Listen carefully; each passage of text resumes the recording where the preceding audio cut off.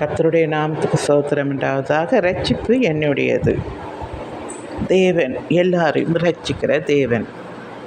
யாரையும் அவர் ஒருபோதும் நீங்கள் வேண்டாம் என்று ஒதுக்குகிற தேவன் அல்ல.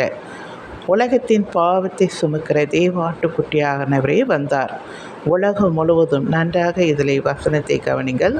உலகத்தில் இருக்கிற எல்லாரையும் ரட்சிப்பதற்காகவே அவர் வந்தார். ஒருவனையும் அவர் புறம்பே தள்ள மாட்டார். வர விருப்பமில்லாதவரை அவர் விட்டுவிடுவார். அதனால்தான் சொல்லுகிறேன், அப்போஸ்தலர் 16ஆம் அதிகாரத்திலே 31 சொல்லப்பட்டு இருக்கிறது. அதற்கு அவர்கள், கர்த்தராகிய இயேசு கிறிஸ்துவை விசுவாசி, அப்பொழுது நீயும் உன் வீட்டாரும் ரட்சிக்கப்படுவீர்கள். நீங்கள் ஆண்டவரை விசுவாசிங்கள், அப்பொழுது நீங்களும் உங்கள் வீட்டாரும் ரட்சிக்கப்படுவீர்கள். ரட்சிக்கப்படுகிறவர்களை சபையில் சேர்த்து கொள்வார்கள். 2 கொரிந்தியர் 6ஆம் அதிகாரத்தில் 3 சொல்லப்பட்டிருக்கிறது. இப்போ நம்ம வாழ்ந்து கொண்டே இருக்கிறோம் இல்லையா? இது அனுக்கிரக காலத்திலே நான் உனக்கு செவி கொடுத்து இரட்சணை நாளிலே உனக்கு உதவி செய்தேன் என்று சொல்லியிருக்கிறாரே. இதோ இப்பொழுதே அனுக்கிரக காலம், இப்பொழுதே இரட்சணை நாள், வேறொரு நாள் இல்லை. ஏனென்றால் காலம் ரொம்ப பொல்லாதவைகளாக இருக்கிறது. அதனால் இப்பொழுதே இன்றை மனந்தரமுங்கள்.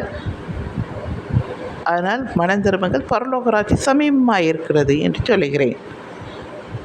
எபிரேயர் 11:7 நோவா தன் குடும்பத்தை ரட்சிப்பதற்காகவே பேழையை உண்டு பண்ணுகிறார். அன்று உலகம் ஜலத்தினால் அழிந்தது, இப்பொழுதும் அழியப் போகுது.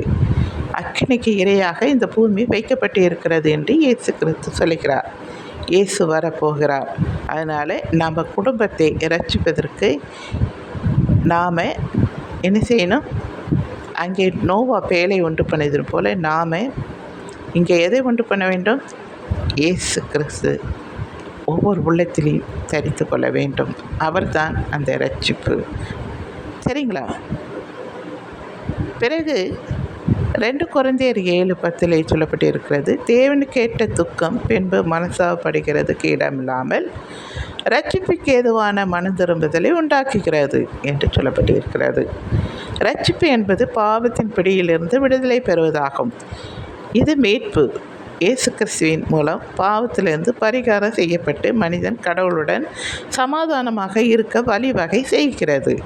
நீதி. பாவத்திலிருந்து விடுதலையானவுடன் மனிதன் கடவுளால் நீதிமானாக கருதப்படுகிறான். அதாவது கடவுள் அவனை குற்றமற்றவனாக பார்க்கிறார். இதுவே ரட்சிப்பாகும். நீங்கள் அல்ல, நானே உங்களை தெரிந்து கொண்டேன் என்றார் தேவன். தெரிந்து கொண்டது மாத்திரமல்ல, நம்மை அழைத்தது மாத்திரமல்ல, நம்மை பரிசுத்தப்படுத்துகிறார். பரிசுத்தப்படுத்துவது மாத்திரமல்ல, நம்மை பரலோகத்துக்கு கூட்டி கொண்டு போகிறார். சரிங்களா? பிடிச்சிருந்தா லைக் பண்ணுங்கள், மற்றவங்களுக்கும் ஷேர் பண்ணுங்கள். தேங்க்யூ.